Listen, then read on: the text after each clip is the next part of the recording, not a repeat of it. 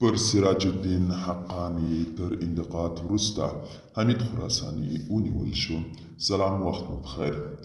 راپورونه وایي وروسته له هغه چې حمید خراساني د ملا هیبت الله پر وړاندې د سراج الدین حقانی د دسیسې له جوړولو پرده پورته کړه او په یو غږیز کلیپ کې حقانی ته سپکې سپورې ویلي.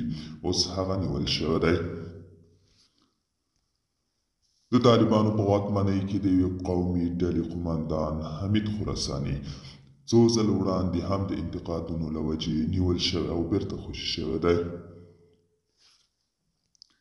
په جمهوري دولت کې د قومي تعصب او تبعیض ترڅنګ په ګڼو جرمونو تورن حمید خراساني طالبانو په خپل غیږ کې ونیوه او د بدرقیدې په نوم یې د هغه یو لوی ځواک ته پرېمانه امتیازات ورکول چې له تېرې شپږو میاشتو پرې د امتیازاتو د قطع کولو له وجې د هغه غږ پورته شو او د طالبانو په منځ کې یې د روان حالات ټول رازونه افشا کړل.